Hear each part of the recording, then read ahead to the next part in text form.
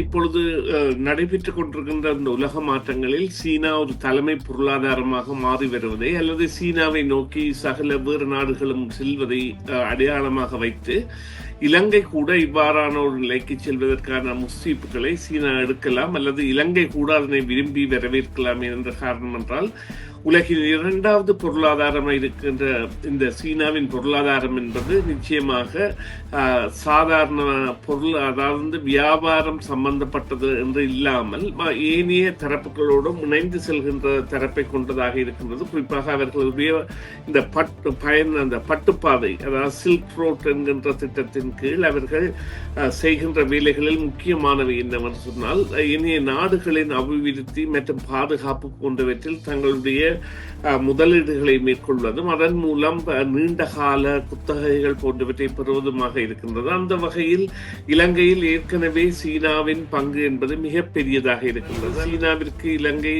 செலுத்துகின்ற கடன் வட்டி என்பது பெரிய தொகையாக, இன்று உலகில் உள்ள மற்ற நாடுகளை விட பெரிய தொகையாகவும், பெரிய திட்டங்கள், அதாவது ஹம்பாந்தோட்டை விமான நிலையமாக இருக்கட்டும் அல்லது துறைமுக திட்டங்களாக இருக்கட்டும் அல்லது பெருந்தெருக்கள், ஹைவேஸ் இன்ஃப்ராஸ்ட்ரக்சர், அதாவது அவற்றை நிர்மாணிக்கின்ற வேலைகளாக இருக்கட்டும் அல்லது கொழும்பில் அடையாளத்திற்கு கட்டப்பட்ட இந்த தாமரை தடாக இந்த கட்டடங்கள் போன்ற பல, அதாவது துறைமுகத்தை ஒட்டி ஒரு பெரிய நிலப்பரப்பே செயற்கையாக உருவாக்கப்பட்டது, கடலை நிரப்பி.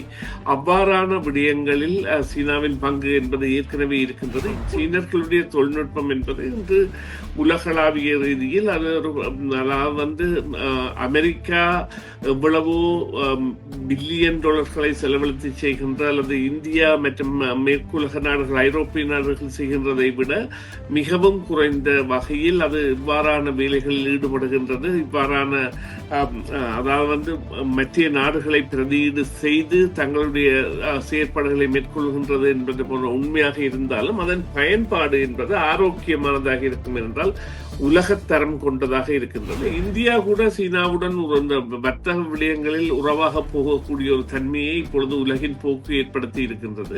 சீனா தவிர்க்கப்பட முடியாத சக்தியாக வந்துவிட்டது என்பதைத்தான் கனடா, இங்கிலாந்து போன்ற நாடுகள் உடனடியாக ஓடி சென்று சீனாவுடன் ஒப்பந்தங்கள் செய்வது போன்றன எல்லாம் காட்டி நிற்கின்றன. இலங்கைக்கும் இந்தியாவிற்கும் இடையில் நிச்சயமாக கடந்த காலங்களில் கடந்த காலங்களில் தொடுகை இருந்திருக்கின்றது. தனக்கு விளங்கிய விடயம் என்னவென்றால் இலங்கையும் இந்தியாவும் தொடுகை கொண்டிருந்திருக்கின்றன என்று. எனவே அந்த பாதையை இவர்கள் அமைப்பார்களாக இருந்தால் நிச்சயமாக பிறகு இந்த சீனாவின் இவ்வாறான ஆதிக்கம் என்பதை அவர்களுடைய கவலையாக மாறாது என்று சொன்னால் பல தொழிற்சாலைகள் மற்றும் தொழில்கள் போன்றவை எல்லாம் மாறக்கூடிய தன்மையை ஏற்படுத்தி இருந்தது.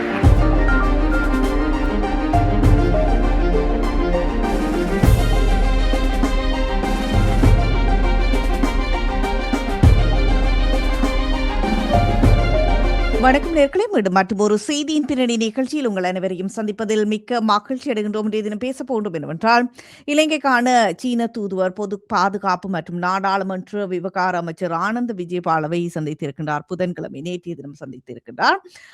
தேசிய பாதுகாப்பு மற்றும் சட்ட அமலாக்கத்தில் இருதரப்பு ஒத்துழைப்பு பற்றி விவாதிக்கப்பட்டிருக்கிறது. அது பற்றி பேச போன்றோம். தகவல்களை கேட்டறிவதற்காக சுரேஷ் சர்மாவை இணைத்துக் கொள்ள போன்றோம். வணக்கம் சுரேஷ் சர்மா. வணக்கம் சுதர்சினி. வணக்கம் நேயர்களே.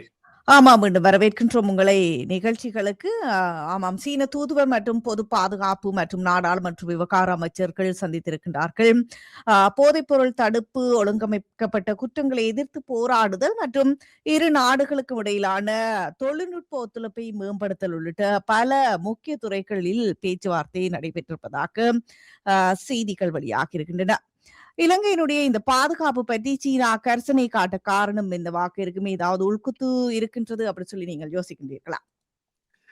நிச்சயமாக இப்பொழுது நடைபெற்றுக் கொண்டிருக்கின்ற இந்த உலக மாற்றங்களில் சீனா ஒரு தலைமை பொருளாதாரமாக மாறி வருவதை அல்லது சீனாவை நோக்கி சகல வேறு நாடுகளும் செல்வதை அடையாளமாக வைத்து இலங்கை கூட இவ்வாறான ஒரு நிலைக்கு செல்வதற்கான முஸ்தீப்புகளை சீனா எடுக்கலாம், அல்லது இலங்கை கூட அதனை விரும்பி வரவேற்கலாம் என்ற காரணம் என்றால், உலகின் இரண்டாவது பொருளாதாரமாக இருக்கின்ற இந்த சீனாவின் பொருளாதாரம் என்பது நிச்சயமாக சாதாரண பொருள், அதாவது வியாபாரம் சம்பந்தப்பட்டது என்று இல்லாமல் ஏனைய தரப்புகளோடும் இணைந்து செல்கின்ற தரப்பை கொண்டதாக இருக்கின்றது. குறிப்பாக அவர்களுடைய இந்த அந்த பட்டுப்பாதை, அதாவது சில்க் ரோட் என்கின்ற திட்டத்தின் கீழ் அவர்கள் செய்கின்ற வேலைகளில் முக்கியமானவை என்னவென்று சொன்னால், இனிய நாடுகளின் அபிவிருத்தி மற்றும் பாதுகாப்பு போன்றவற்றில் தங்களுடைய முதலீடுகளை மேற்கொள்வதும் அதன் மூலம் நீண்ட கால குத்தகைகள் போன்றவற்றை பெறுவதுமாக இருக்கின்றது. அந்த வகையில் இலங்கையில் ஏற்கனவே சீனாவின் பங்கு என்பது மிக பெரியதாக இருக்கின்றது, அல்லது சீனாவிற்கு இலங்கை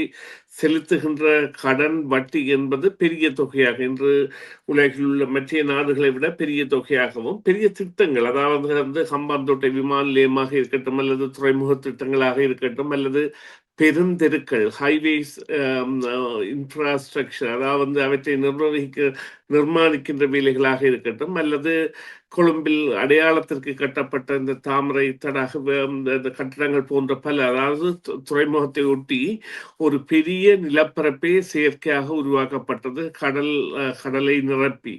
அவ்வாறான விடயங்களில் சீனாவின் பங்கு என்பது ஏற்கனவே இருக்கின்றது. இப்பொழுது இடம்பெறுகின்ற விவகாரத்தில் குறிப்பாக இந்த போதைப் பொருள் விவகாரம் என்பது மிகவும் ஒரு சர்ச்சைக்குரிய விவகாரமாக அங்கே இருக்கின்றது. அதில் அனுர அரசு செயற்படுகின்ற விதம் என்பது நிச்சயமாக ஒரு மாறுபட்ட விதமாக இருக்கின்றது. மற்ற அரசுகளையும் விட இது ஒரு உண்மை தன்மையான செயற்பாடு, இதன் உள்ளார்ந்த நடவடிக்கைகளில் அடையாளம் காணப்பட்டிருக்கின்றது. எனவே அவ்வாறான நிலையில் இவ்வாறான ஒரு செயற்பாடுகளை ஊக்குவித்தல் மற்றும் அவர்களுடைய தொழில்நுட்பம், சீனர்களுடைய தொழில்நுட்பம் என்பது இன்று உலகளாவிய ரீதியில் அது ஒரு, அதாவது வந்து அமெரிக்கா எவ்வளவோ பில்லியன் டாலர்களை செலவழித்து செய்கின்ற, அல்லது இந்தியா மற்றும் மேற்குலக நாடுகள், ஐரோப்பிய நாடுகள் செய்கின்றதை விட மிகவும் குறைந்த வகையில் அது இவ்வாறான வேலைகளில் ஈடுபடுகின்றது. இவ்வாறான அதாவது வந்து மத்திய நாடுகளை பிரதியீடு செய்து தங்களுடைய செயற்பாடுகளை மேற்கொள்கின்றது என்பது போன்ற உண்மையாக இருந்தாலும், அதன் பயன்பாடு என்பது ஆரோக்கியமானதாக இருக்கும் என்றால் உலகத்தரம் கொண்டதாக இருக்கின்றது. இந்த பயன்பாடு நிச்சயமாக இலங்கையின் சகல பகுதிகளுக்கும் செல்லுமாக இருந்தால் அது வரவேற்கத்தக்கதாக அமையும் என்று நாங்கள் கருதலாம். இந்த இலங்கையினுடைய விவகாரத்தில் சீனாவினுடைய தலையீடு பற்றி அமெரிக்கா, இந்தியா உட்பட்ட நாடுகள் எவ்வாறு இதை பார்க்கும்? சீனாவினுடைய தலையீட்டை அப்படி சொல்லி நீங்கள் யோசிக்கின்றீர்கள்? இல்லை, சீனா ஏற்கனவே இந்த விவகாரங்களில் சம்பந்தப்பட்டிருந்தாலும் கூட நிச்சயமாக இப்பொழுது இந்தியாவிற்கு இலங்கை மீதான கரிசனை என்பது கூடுதலாக இருக்கும். இலங்கை மீதான கரிசனை கூடுதலாக இருக்கின்ற பொழுது அது இவ்வாறான நடவடிக்கை, அதாவது பாரிய முதலீடுகளை மேற்கொள்ளுகின்ற நாடாக இந்தியா இருப்பதோடு அதனுடன் சந்தை பொருளாதாரத்தையும் மற்றும் ஒரு பாதை அமைத்தலையும் அது மேற்கொள்ளுகின்ற தேவையை அது நிச்சயமாக பூர்த்தி செய்யும். குறிப்பாக இந்த அண்மையிலே இந்த அதிக காலம் விண்வெளியில் தங்கியிருந்து வந்த சுனிதா வில்லியம்ஸ் அவர்களை கேட்டிருந்தார்கள் ஒரு செவ்வியின் பொழுது. நீங்கள் இந்த அந்த அடையாளப்படுத்திய இரண்டு விடயங்கள் கூறுவீர்களா என்று கூறிய பொழுது அவர் குறிப்பிட்டிருந்தார், ஒரு விவகாரம் இந்த முறை தான் உலகளம் தங்கியிருந்த பொழுது பல செய்மதிகளை பார்த்ததாக. இரண்டாவது விடயத்தை கூறியிருந்தார், தாங்கள் பல ஆயிரக்கணக்கான கூறப்படுவதை லட்சக்கணக்கான படங்களை தொடர்ச்சியாக எடுத்துக்கொண்டிருந்ததாகவும், அவ்வாறு எடுக்கப்பட்ட படத்தில் ஒன்று தனக்கு இந்த இலங்கைக்கும் இந்தியாவிற்கும் இடையில் நிச்சயமாக கடந்த காலங்களில் கடந்த காலங்களில் தொடுகை இருந்திருக்கின்றது, ஒரு பாதை இருந்திருக்கின்றது என்பதை தன்னால் தான் எடுத்த புகைப்படத்தில் தனக்கு அதிசயமாக விளங்கிய விடயம் என்னவென்றால், இது அதாவது மிகவும் ஹை ரெசல்யூஷன் என்கின்ற மிகவும் கனதியான அல்லது ஆழமான தொழில்நுட்ப திறனை கொண்டு எடுத்த படம். அதனை பார்த்த பொழுது தனக்கு விளங்கிய விடயம் என்னவென்றால், இலங்கையும் இந்தியாவும் தொடுகை கொண்டிருந்திருக்கின்றன என்று. எனவே அந்த பாதையை இவர்கள் அமைப்பார்களாக இருந்தால் நிச்சயமாக பிறகு இந்த சீனாவின் இவ்வாறான ஆதிக்கம் என்பது அவர்களுடைய கவலையாக மாறாது என்று சொன்னால், பல தொழிற்சாலைகள் மற்றும் தொழில்கள் போன்றவை எல்லாம் மாறக்கூடிய தன்மையை ஏற்படுத்தி விடும். அதனால் பெரிதாக தமிழர்களுடைய பிரதேசங்கள் மிகவும் நன்மை அடையக்கூடிய சாத்தியம் பெறும். இருந்த பொழுதிலும் இந்தியா எவ்வாறு இந்த விடயங்களில் பார்க்கமாக இருக்கும் என்று சொன்னால், இது 10ஓடு 11ஆக ஏனைய நாடுகளும் கொடுக்கின்றது போல இருக்கின்ற நிலைமைகளில் அது தானாகவே விட்டு செல்லும். இல்லையேல் அது மிகவும் ஒரு ஆரோக்கியமான அல்லது ஆழமான உறவு ஏற்படுமாக இருந்தால் நிச்சயமாக அதன் தலையீடு என்பது அல்லது தான் அதனிலும் விட மேலதிகமான உறவை ஏற்படுத்துவது என்பதில் முன்னின்று உழைக்கும் என்பதில் எந்தவித சந்தேகமும் இல்லை. ஆனால் இப்பொழுது பார்த்தால் நீங்களும் கூறியிருந்தீர்கள் சீனாவை நாடி மற்ற நாடுகளும் செல்வதை பார்க்கக்கூடியதாக இருக்கின்றது. அப்படி இருக்கும் பொழுது இந்தியா அப்படி யோசிப்பது சரியாக இருக்கும் அப்படி சொல்லி யோசிக்கின்றீர்களா?